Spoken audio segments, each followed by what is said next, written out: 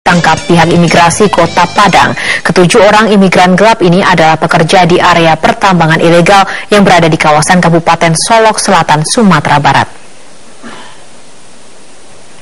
Ya pemirsa, setelah dilakukan pemeriksaan terhadap 7 imigran, terbukti bahwa mereka telah melanggar Undang-Undang Nomor 6 Tahun 2011 tentang keimigrasian dan mereka telah menyalahgunakan visa yang seharusnya merupakan visa kunjungan untuk berwisata atau visa indeks B211. Namun ketujuh imigran ini justru bekerja sebagai penambang di salah satu tambang ilegal yang ada di Kabupaten Solok Selatan dan telah 2 bulan menetap di kawasan tersebut. Hingga saat ini, ketujuh imigran gelap ini masih ditahan di Rumah Imigrasi Kelas 1 Kota Padang. Jika telah cukup bukti, ketujuh orang imigran gelap ini akan dideportasi ke negara asal mereka dan dilarang berkunjung kembali ke Indonesia.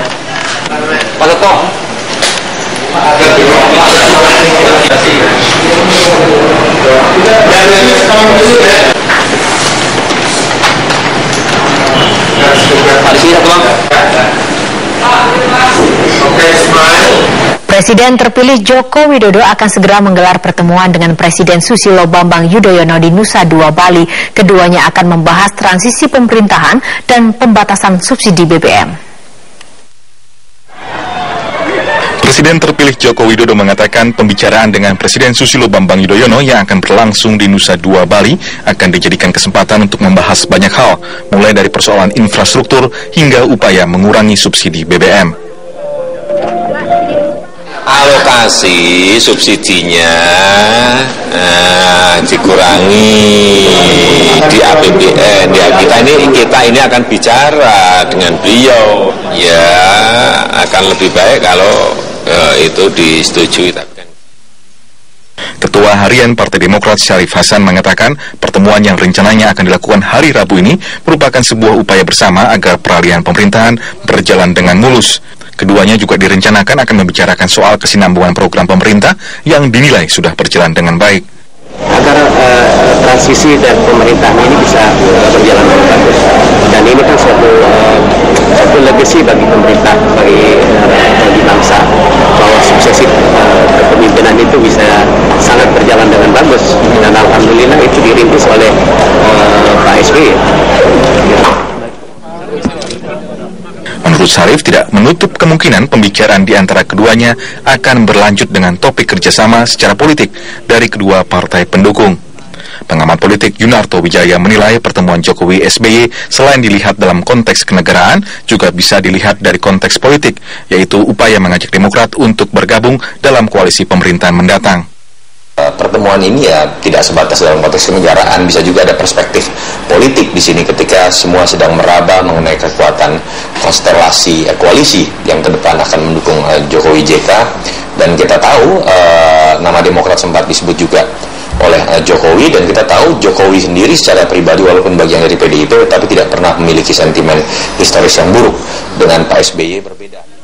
Sebelumnya Jokowi menjelaskan pertemuan dengan SBY akan dimanfaatkan juga untuk memetakan sejumlah persoalan di kementerian yang ada saat ini. Tim Liputan Metro TV. Komisi Pemilihan Umum mengembalikan anggaran 2,9 triliun rupiah yang merupakan anggaran Pilpres putaran kedua. Anggaran ini dikembalikan kepada Kementerian Keuangan pasca MK memutuskan menolak semua gugatan Pilpres dari kubu Prabowo Hatta pada Kamis pekan lalu. Komisioner KPU Arief Budiman menyatakan terhitung sejak Januari hingga Agustus 2014 ada 9,1 triliun rupiah anggaran yang terserap untuk keperluan pemilihan umum Presiden 2014. Sementara total anggaran untuk Pilpres 2014 mencapai 16,7 triliun rupiah. Namun berdasarkan surat Menteri Keuangan tanggal 14 Juni lalu, KPU dikenakan pemotongan anggaran pemilu sebesar 2,9 triliun rupiah yang merupakan alokasi anggaran untuk Pilpres putaran kedua. Sementara hingga bulan Agustus 2014, 65% anggaran sudah terserap dengan alokasi terbesar pada honorarium pelaksanaan pemilu yang mencapai 4 juta orang. Sedangkan biaya penyelesaian sengketa Pilpres mencapai 5 miliar rupiah. Dari total 13,8 kan 16,7 dipotong 2,9, sisanya sekitar 13,8. Itu sampai dengan saat ini sudah kita gunakan 9,1 atau setara dengan 65,97%. Masih ada sisa 4,7 triliun.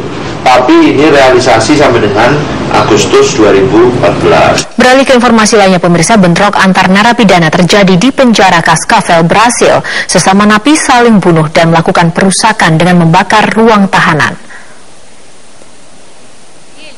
Kerusuhan ini dimulai saat napi berhasil melumpuhkan sipir yang mengantar makanan. Sekitar 1.000 tahanan pun mengambil alih sebagian kawasan penjara ini. Para napi tersebut melakukan perusakan serta teror dengan memenggal kepala 2 orang sesama napi. Salah seorang petugas lapas mengatakan para napi tidak puas atas makanan, kesehatan, dan pengelolaan penjara.